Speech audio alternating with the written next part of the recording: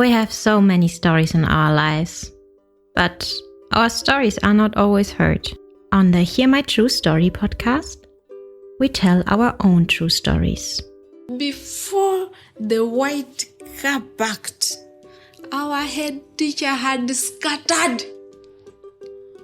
Looking at him, I could only see his tie that was flying backwards, waving at us, and he disappeared in thin air.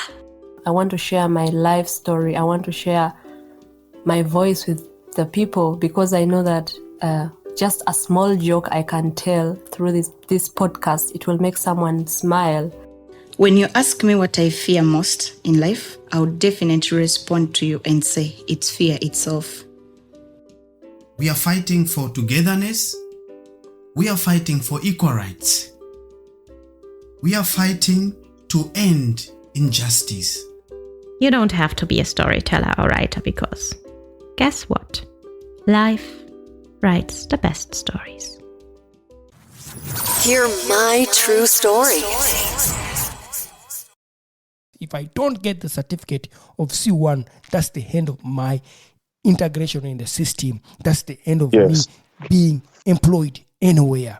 Honestly, the moment I started feeling much more comfortable speaking the language, and that was after a few months in Germany, I think 3 months down the road, I was a bit, confident, in speaking and not really having to worry about the mistakes I made because I still made it clear to myself, German is not my mother tongue. This is your favorite time of the week with your number one podcast. Hear my true story. Yes, my dear listeners, welcome to Hear My True Story podcast. It is me, your host, Otako, and what a wonderful month. It's a month of February, yeah. Any Black African or European, Black African Europeans who are living in Europe, the Black Germans and Afro-Dutch people. Well, February is a month that we always appreciate and also celebrate the Black History Month. Anyway, what is so special on Hear My True Story podcast, we are going to be joined by a wonderful guest. For those who have been following Hear My True Story podcast, he's not such a new guest on the podcast. We have been with him. He has been telling his personal stories, sharing stories. Why should I say so much about him? This week's special guest on your favorite podcast. Hear my true story. Yes, my dear guest, I'm happy to have you on this wonderful podcast. Hear My True Story. Could you maybe introduce yourself so that the people who are listening to the podcast can know who is speaking behind the microphone or maybe who is in front of the phone talking to us right now? Yes, I'm really so happy for having had the chance to be invited on this platform here. Yeah, my name is Aldo Oyango. And I'm a citizen of Uganda, of course, living in Germany and specifically in Hamburg. Exactly. So I don't know where to really start from, but I feel, I'm a little excited and just looking forward to, of course, what we are going to talk about here. I want to personally ask, when I moved to Uganda, from Uganda to Germany, I didn't know so much the German language. I couldn't speak it so much. I was looking at you speaking the German language and I was like, wow, you are really fluent in German. So I was like, well, would I really manage to learn the German language? And for that reason, I want to ask you personally, what was your experience learning the German language? So I would say, of course, first and foremost, I had the opportunity of working with some German volunteers in my former NGO in which I mainly operated during my time still back home in Uganda. And that was where the whole background of learning German, of course, started from. Being that I used to question them quite a lot about the language, how to greet, how to ask for water and all the like, just basic things. And afterwards, when I started studying, of course, I applied for a course at the Goethe Institute in Kampala. And that's where the whole journey of learning German at a very, on a very serious note, started from. And Yeah, exactly. So by the time I came to Germany for my social year, I had already obtained a level that enabled me to talk to people, hold conversations, but of course, very simple conversations in most cases. And, that is what that is where I continued then from, applied at the Volkshochschule. And that's where, I picked up from, to still add onto my language. So generally, I had some background, but of course, generally, it wasn't an easy journey. Because sometimes, we had things, of course, kind of like trying to see when to use articles, like Dide Das, which was, I think, one of the greatest challenges I faced. No? Yeah, me too. I guess you also understand that feeling, brother. I understand that. Let me tell you something. It's so crazy. Yes. I work in a kindergarten. Yeah. And, I was talking with the kids and then I said, "Das Hund." And then the kids said, "Otako, they are Hund." Yeah. I said, "Okay, thank you. I get to learn that now. I have not made another mistake with their Hund. That I know it now." Yeah. Yeah. That's how articles made me really always get confused. Yeah. Yeah. And I don't understand why there are so many. Exactly, and that is, I think, one of the problems one also normally asks, and it's exactly that same question I asked myself, and somehow it actually brought me to the conclusion of, approaching my teacher to kind of like try to know from him why there, das is used, and he told me, "Hey, Onyango, I really can't explain everything to you, but all you need to do is to learn the articles by heart." That is all I had from my teacher. So I had no any clear explanation, but all I had to do was learning. Yeah, you are right. And because in our mother tongue, we don't have these articles in Uganda. I mean, I speak Musoga, I speak Lusoga. We don't have these articles. We can't call the chair or the table, whether it is a he or a she. We don't decide these things. Yeah. We just say, it's a table, it is a chair, period, done. Exactly, yeah. Yeah, it's just the exact experience, of course, on my side also. No? Yeah. So that was one of your challenges in learning the language, the articles? Yeah. That was, the articles. Sometimes I had a word called, we had some words like, for example, the Eichhörnchen. And I remember learning it. I think I needed quite a whole week to really kind of like come to a point of saying it out and still get to be understood by people. This was really not so easy for me, actually. No? And of course, I think also the pace at which the language was spoken. Sometimes, of course, when someone spoke at a very low pace, it was good. It was easier to grasp much of what they said. And when they spoke, a bit fast, it made it a bit difficult to kind of like get most of the message, from whatever they're saying, So those are all challenges that, of course, came with the German language, Yeah. Yeah, I get that, yeah. But I don't know, you speak a lot of languages. You speak also English, yeah? Do you find a big difference between this German language and the English language as you from your personal experience? Mm-hmm. Yeah, I really find a very big difference in these two languages. Like when we talk about the article, so articles of did, das, this is not something that we find, for example, in the English language, right? And in the English language, as far as I'm concerned, we have just a few like they, and we have Kato or something like, I don't know, an apple. You don't have really so much of that, So I find it probably also has really something to do with maybe having grown up, speaking English. And that kind of, so really kind of like created that kind of difference. And I have a feeling, the German language is a bit aggressive, in the way it sounds, Things seem to really be said with a lot of energy, and to me, it sounds like a language of command, somehow, And whereas English, of course, on the other hand, has really a kind of like smooth accentation. No? When people speak, you feel it's a bit light as compared to German. Yeah. I really get that. My experience with the language, my challenge, my only difficult part was always to write. That's where I had a challenge, because like when in 2022 I was trying hard to get the C1 certificate. Yes. And then I reached a moment when the school wrote me a letter that we are giving you the last chance. If you don't get the certificate, we are chasing you.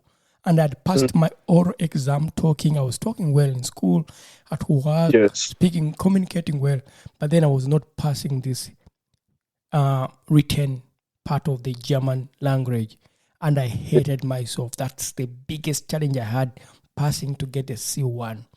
They sent me a letter. I got frustrated. I hated anyone who spoke to me in English. I always wanted people to speak to me in German. And then at the point I started hating myself, that is it me who has a problem of not understanding the German language? I'm also going to lose my school training because of the language. I hated the fact that as a child, I had to spend a lot of time learning English. And right now, I'm here in German, being given ultimatum, a last chance. If I don't get the certificate of C1, that's the end of my integration in the system. That's the end of me being employed anywhere.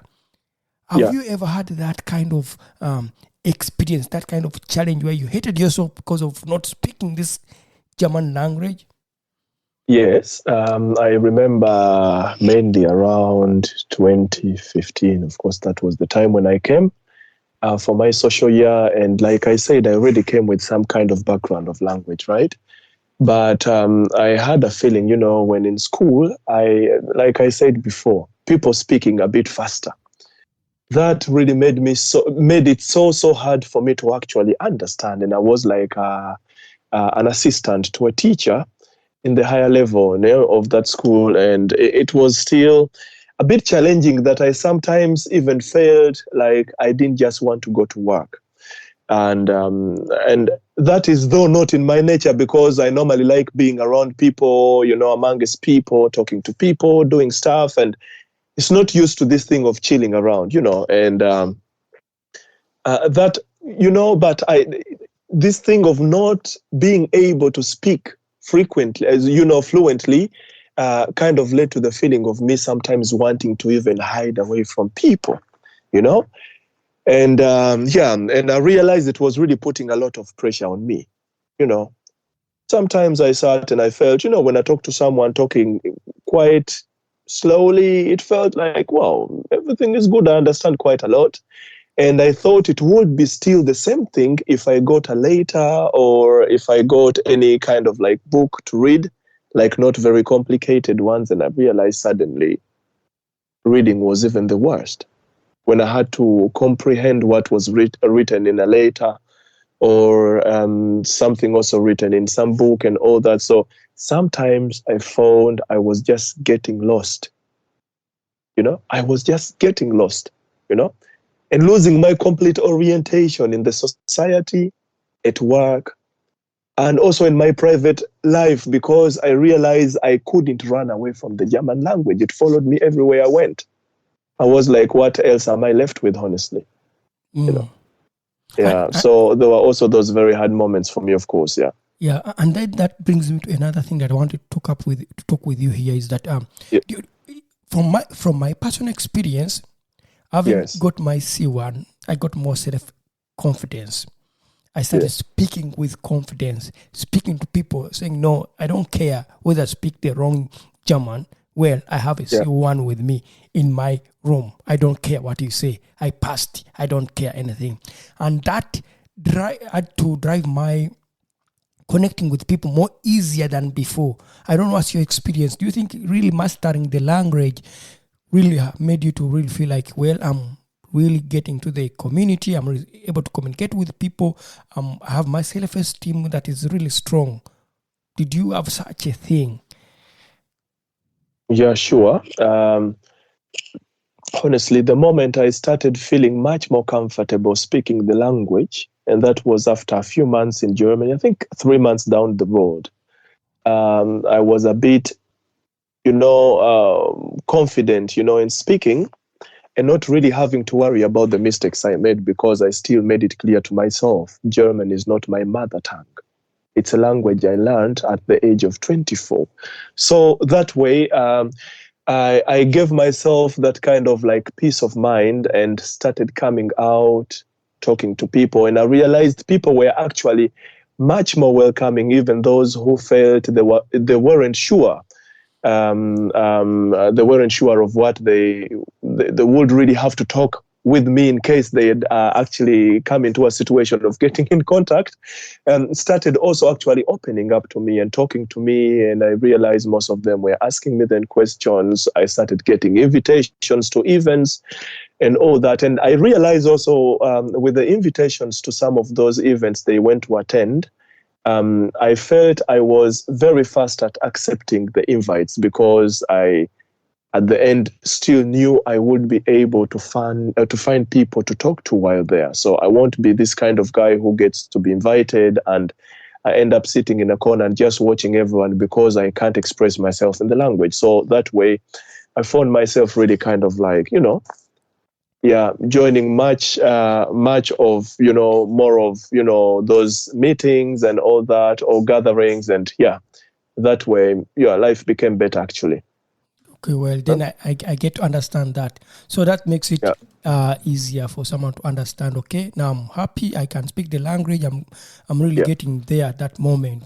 So I don't know what's the experience, but for me, do you have any strategies of really overcoming? For me personally, my strategy, I'm learning the language up to date, although I have my C1 seated somewhere, but that doesn't make me a perfect language speaker for the German language. So I learn every day. I learn every day something new. Do you have strategies that you can personally share and say, from my experience, this has helped me to improve my language?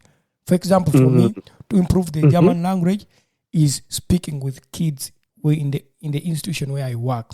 Listen to what they say, whether it's right German or wrong German. Then I get to know, okay, I read the books of the kids, then I get to understand, okay, there I have a chance to improve my language. And speaking the language every day, that has helped me as a person, as that's my strategy. I don't know about you. I realize, most of the times, of course, I used to write on very small papers and I kind of like stuck them on my door.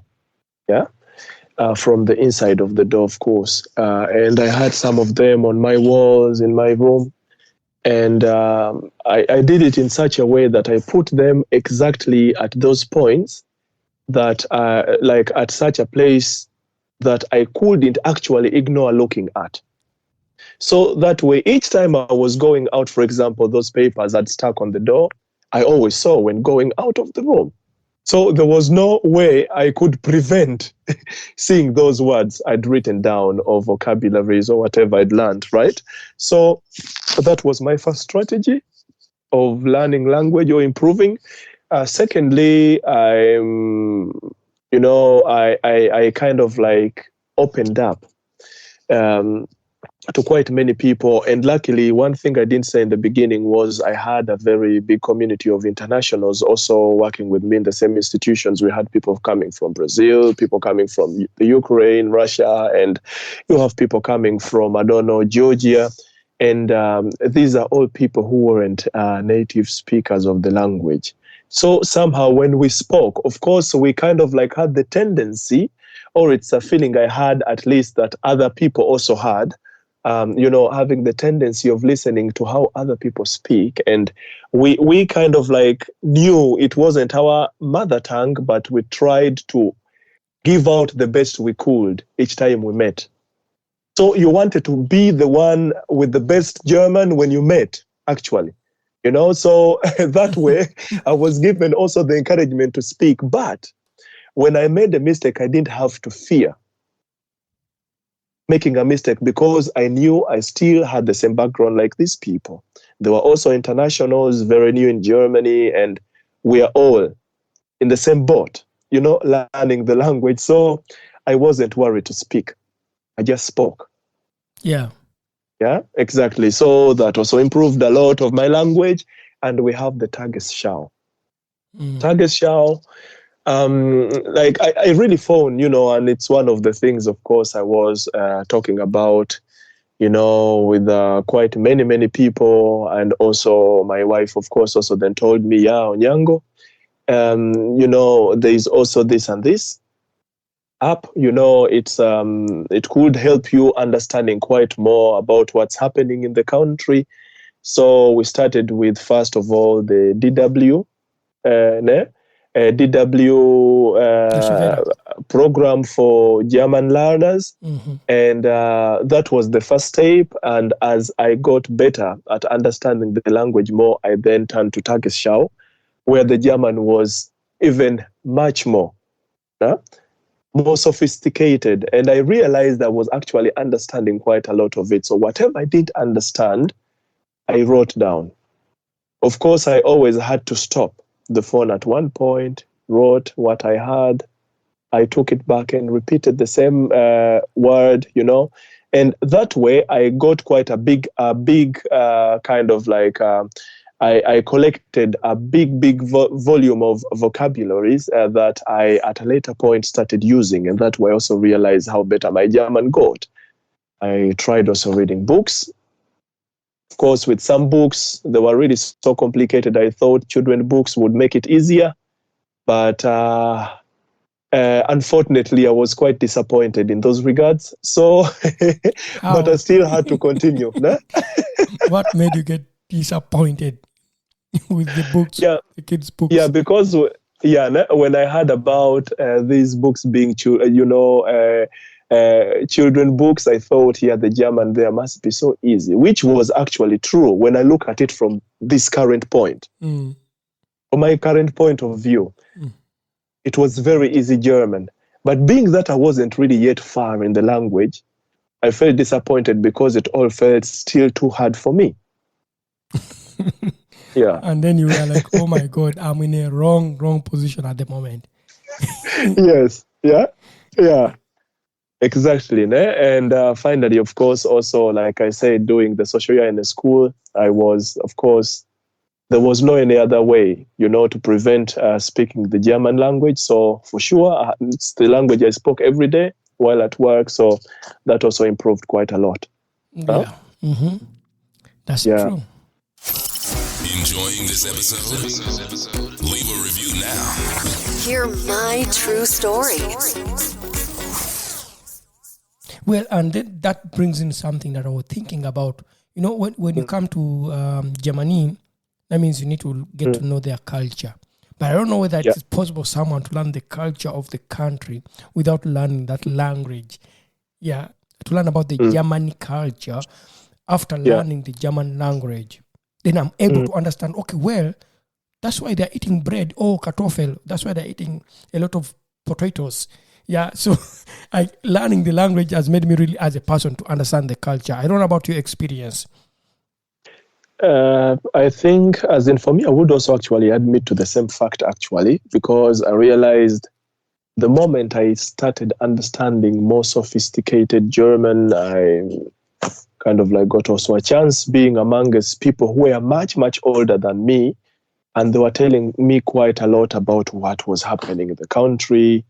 And of course, we know, there are really many regions here, and each region with its own kind of like culture or tradition. But of course, most of the things are quite alike here. So I realized, when I learned more of the language, I had the chance to ask people about things, and they could explain them to me. Which wasn't, for example, the case during those times when I wasn't yet so fluent in the language. It was a bit hard, so I couldn't pose such a question. And that way, I also had no chance to access certain informations that would actually make me understand the culture even more, or the tradition, or the way people live their lives in Germany. So language for sure plays a very big role in those regards. Yeah, and you're right. And because, for example, the more I started understanding the German language, I got a chance to participate a lot in the German society by listening to the news, the political news, I can follow them right and understand what are they speaking about migration in German. Yes. And then I'm Yes. able also to share my personal view. If I meet people and we are talking, I say, no, well, look at this point of view. I'm a migrant, but well, this is my experience. And I think it's better to be considered as also a person with another experience, not my experience to be judged by other experiences made by other people, putting us in one basket. Yeah. So, and most times, the one thing that I really don't like when, after taking a lot of energy to learn the German language, to meet a German person and they speak to me in English. For me, that is number one microaggression. Yeah. Because when I meet you, why don't you speak to me in German? I've spent my 4 years, 5 years trying to improve this language and they're speaking to me in English. That makes me really, really, really feel hurt. I don't know what do you think you as a person when you meet someone and they speak right to you in English? I normally, it depends on the setting, I would rather say. If someone approaches me though in a very friendly manner, okay? Let's assume they are quite interested in maybe knowing much about me and they're not only going to, because I've encountered such situations where someone starts speaking to you in German and in English. I remember that was the beginning. It was easier to communicate with such people. But as time went on, I realized, if you only speak with me in English, there is a certain kind of there's a certain kind of box you're trying to put me in that makes me feel like I don't have a head big and strong enough to master the German language. Right? So I started getting personal, as I spent much more time here and I was trying to understand why it's actually the case. And of course, for sure, we have quite lots of people who are also quite a number of people who are living here and are unable to speak the language. But the problem is, when one puts a whole group of people in one basket, looking at them with the same eye, they probably don't understand the German language. Let me just speak either French with them or English with them. Such also really kind of causes pains to the people who may be able to speak the language. And I believe, and I realized I started feeling a bit. It wasn't kind of an embarrassment, but I really felt as if someone was indirectly telling me, you don't belong, actually. You don't belong, you're in certain box. Yeah, that's what I... that's or what you I can't said. really be a part of this society. Yeah. That's what I said. It's kind of like microaggression where someone just discriminates you in that side by looking at you, speaking to you in English. Yeah. For example, there's a time when I was with my wife somewhere and then someone came and talked to her in German and then that person speaks to me in English in that same moment. And I'm like, man, do you understand what you have done? I feel you have a choice to speak to me in German and then I can respond to you in English or in German. And although I speak a wrong language, not right German, please respect the fact that I've taken an initiative. And that's the end of the story. Yeah. Because people speak to you in French. I've had the experience in the bus, someone speak to me in French. I'm like, man, I don't even understand French. I can only speak English, German, and my mother tongue. Yes. Why have assumptions of people speaking in a language that you think they speak, and yet they speak another language? But anyway, that was something that just came up and I realized, okay, it's something I wanted to just share. Maybe the people who are listening to the podcast, our dear listeners, and you know that you're living in Germany and you speak German, well, it's better to speak to people in German before you speak to them in English, French, or Spanish, because that is quite a respect. You rather ask me which is the best language for you, and then I tell you. Exactly. Yeah, because I'm playing my role as a person who migrated from Africa here in Germany so that I can have a better place to live, but at the same time to integrate and also learn the language. And by asking me, that makes me happy to say, okay, well, someone has considered to ask me than speak to me directly in a language I have an assumption of. Well, before we conclude, because time is against us, what do you think, what would be your kind of like advice if someone wants to really perfect the language, any foreign language, whatever? It could be your mother tongue, it could be, any language. I would, of course, suggest now that people actually got much more into contact with other people who speak the language, and also really putting it at the back of their heads that the language they are trying to learn at that moment, and in this case, like for us who live in Germany, of course, it would be like learning the German language. When you know it's not your mother tongue, but it's a language you're willing to learn, then do it without fear of making mistakes, because mistakes are a common phenomenon in life. There is no life that runs without mistakes. It's impossible. So it's the same with language. Just like we see a walking child, a child learning to walk, it can only master walking after having fallen I don't know how many times, and the child then knows, okay, I have to hold myself this way. I have to hold myself quite firm. After having fallen many times. So these are the mistakes I'm talking about. Make as many mistakes as possible. Of course, it shouldn't be your first priority. Your first priority is bringing across very good information for sure, like bringing across your message, but without fear of making mistake, because it's just a part of it. Secondly, I would also say, watching, some people may say, as an adult, how do I watch a children's program on TV? But I find it's actually one of the things that could help one actually improving, the language proficiency quite fast, right? So there's also a thing of trying to read books. And if you really find you don't understand the book, of course, it depends on what kind of interests you have, but you could start with those children's books, for example, or small stories and all that. Take out the words you find you would like to learn, write them down, and look for them in the dictionary. Nowadays, we also have something here. We can also do that online.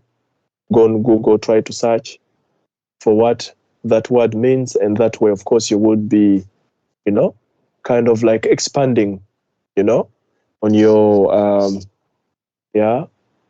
on your knowledge of language, right? Yeah. So that roughly, and I find also other things like, of course, listening to news, right? Yeah.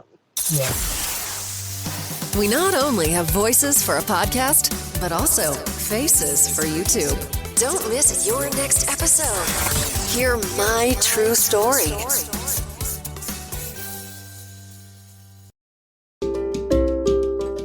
Thank you for listening to our podcast, Music by Edwin Matovo, hosted and produced by Otako. Subscribe to our podcast for more stories and visit us on our website, hearmytruestory.com, for more stories. All the links are listed in the show notes of this podcast.